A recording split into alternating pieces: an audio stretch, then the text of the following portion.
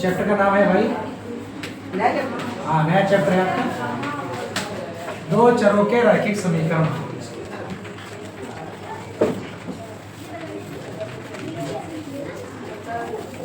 ठीक है, तो इंग्लिश वाले भाई साहब आज है नहीं तो हिंदी में समझते हैं सारा है।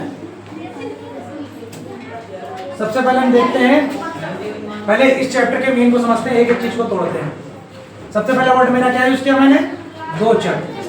जब हम बीजगणित पढ़ते हैं यानी जब अलजेब्रा पढ़ते हैं तो मैंने बीजगणित में आपको सबसे पहले ये बताया कि इसमें मैंने दो वर्ड यूज किए थे, एक चर और एक अचर। ठीक है, एक को बोलते हैं वेरिएबल और एक को बोलते हैं कांस्टेंट, यूज किए थे।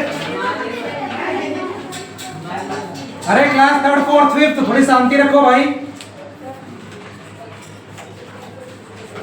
एक वर्ड बोलते हैं वेरिएबल और एक वर्ड बोलते हैं कांस्टेंट। दो चर समझ में आ गए। तो जो वेरिएबल होते हैं जैसे जिनका मान बदल जाए, x, y, z, ठीक है, ये सब हमारे क्या कहलाते हैं, वेरिएबल।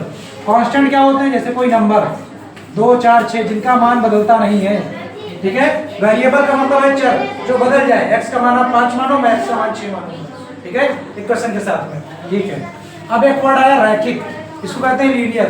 तो जो भी हमने वेरिएबल इक्वेशन में लिया हो, मतलब जो भी हम चर की बात कर रहे हो, उसकी घात हमेशा एक हो तो उसको रैखिक बोलते हैं। जैसे अगर कोई चीज x में लिखी हो, अगर ऐसे लिखा है तो फिर ये रैखिक नहीं है। ठीक है, ये बहुपद हमारा रैखिक नहीं है।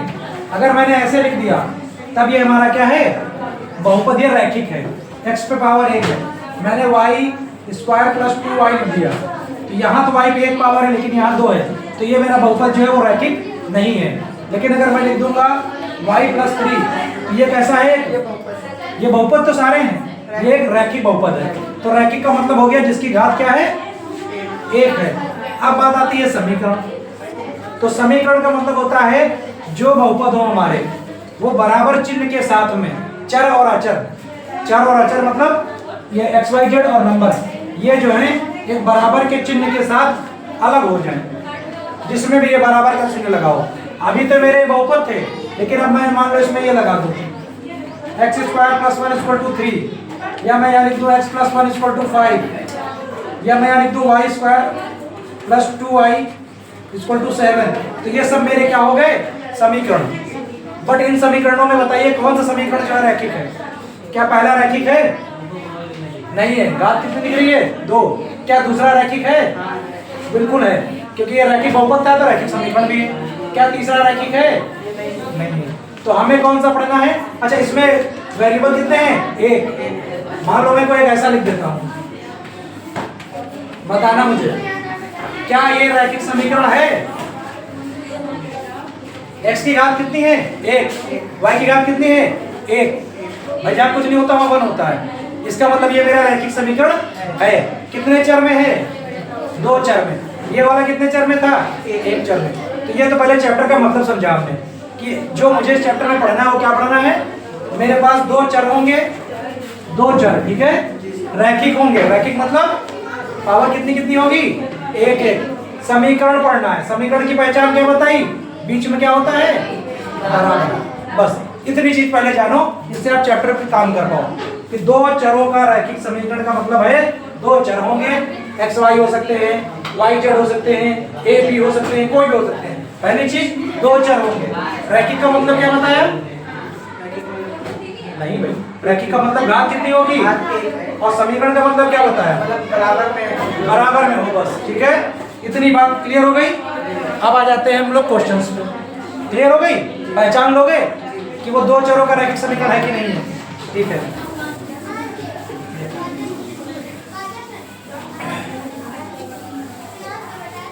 अब इसमें जो सबसे पहला हमारा क्वेश्चन बनता है, हमें एक समीकरण दी जाएगी और उसके हल निकालने हैं।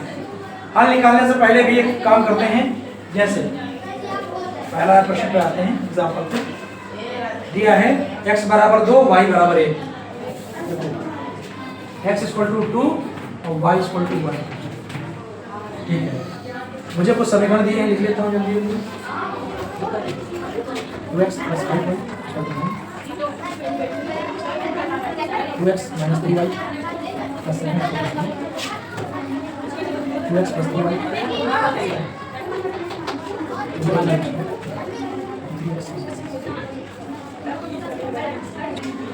पहला मुद्दा मेरा क्या था कि मुझे ये पहचानना कि ये समीकरण दो चरों की है कि नहीं।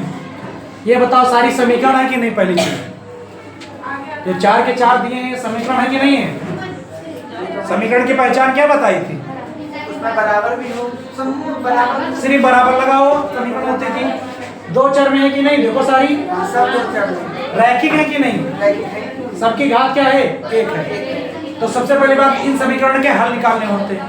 हल कैसे निकालते हैं वो अगले स्टेप में सीखेंगे। इन्होंने पहले क्वेश्चन में क्या किया कि मुझे दे दिया, ठीक है, अपनी तरफ से, और कहा कि ये चेक करके दिखाओ क्या ये x = 2 y = 1 इनमें से किसी के भी हल हैं।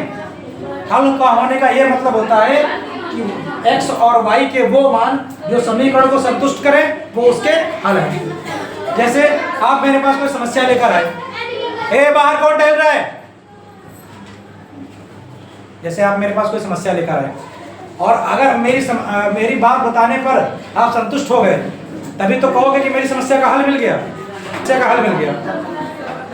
आप मेरे पास कोई समस्या लेकर आए, ठीक है, और मैंने आपको वो चीजें बताई जिससे आप संतुष्ट हो गए, तो क्या है वो हल है। सिमिलरली ये जो मुझे दिए गए हैं मान, इन मानों को जिस समीकरण में रखने पर समीकरण संतुष्ट हो जाएगी वही इसके क्या होंगे, मान होंगे। पहले इक्वेशन को चेक करते हैं। क्या दिया है, 2x + 5y और बराबर में क्या है 9। इसका जो है बायां पक्ष ले लो, लेफ्ट हैंड साइड।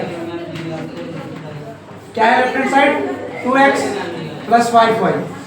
अब आपने जो मुझे मान दिए, x का मान 2 दिया है, y का 1 दिया है, मैं लेफ्ट साइड में रखूंगा। अगर वो राइट साइड के बराबर आ गया तो मैं कहूंगा कि मान हल हो गए। रख देते हैं भाई। 2 x का मान आपने 2 बोला है, y का मान आपने 1 बोला है। x के ऊपर मैंने 2 रख दिया, y के ऊपर मैंने 1 रख दिया। ये कितना बन गया, 2 दूनी 4, और ये कितना बन गया, 5 का 5, यानी ये बन गया 4 + 5। क्या 9 आ गया ये, देखो ये 9 आ गया। और राइट साइड में भी क्या था, 9 था, यानी ये संतुष्ट हो गए, है ना। और अगर इक्वेशन संतुष्ट हो गए, सेटिस्फाई हो गई, इसका मतलब ये हल है कि नहीं है, ठीक है। इसी तरह आप इसमें चेक करोगे, इसी तरह आप इसमें चेक करोगे, इसी तरह आप इसमें चेक करोगे, ठीक है। किसी एक में और चेक कर देते हैं। किसमें चेक करने के साथ बताओ, सेकंड वाले में चेक कर लें। चलो 2x 3y + 7 = 0। बाएं पक्ष में मुझे ऐसे हल करना है कि दाएं पक्ष में 0 आ जाए। रख के देखते हैं, लेफ्ट हैंड साइड चलते हैं। क्या है भाई, 2x 3y + 7। x के ऊपर कितना रखेंगे, 2, y के ऊपर कितना रखेंगे, 1, और देखते हैं हल करने पर क्या आता है। x के ऊपर 2 रखिए, -3 है, y के ऊपर 1 रखिए, +7 करिए। ये हो गया 4, ये हो गया 3 और ये हो गया 7। अच्छा बराबर लगा दीजिए। तो ये आपका हो गया 4 में से 3 गया, 1 बचा और 7 जुड़ गया, कितना आया 8। और राइट साइड में क्या था, 0। क्या संतुष्ट हुए आप, तो ये भैया x = 2 और y = 1 इसके हल नहीं। आया समझ में। टाइप 4 का क्वेश्चन नोट करो जल्दी फटाक से कॉपी में, रोक देते हैं पूरा सर जी नहीं। अब इसको तुम घर पे दोबारा देख लो वीडियो पूरी, और फिर तुमको समझ में ना आए दोबारा देख लो।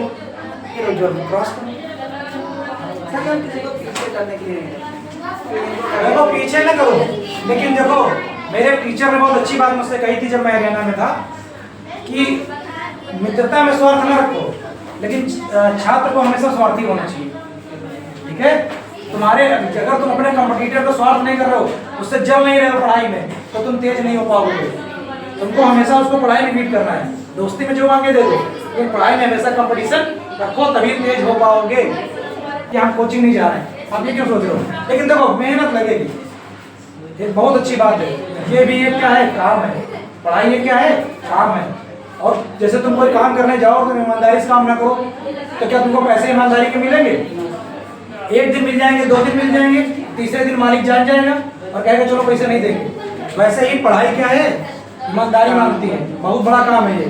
तुम 2 दिन ईमानदारी से सवाल लगाओ, तीसरे दिन अगर वो सवाल तुमको आ ना जाए, बेकार है। लेकिन तुमने 2 दिन मेहनत ईमानदारी से नहीं की, फिर तीसरे दिन तुमको कैसे आएगा, है ना। अब आता है आलेख बनाना। 2 चरों वाले रैखिक समीकरण का क्या आता है, आलेख।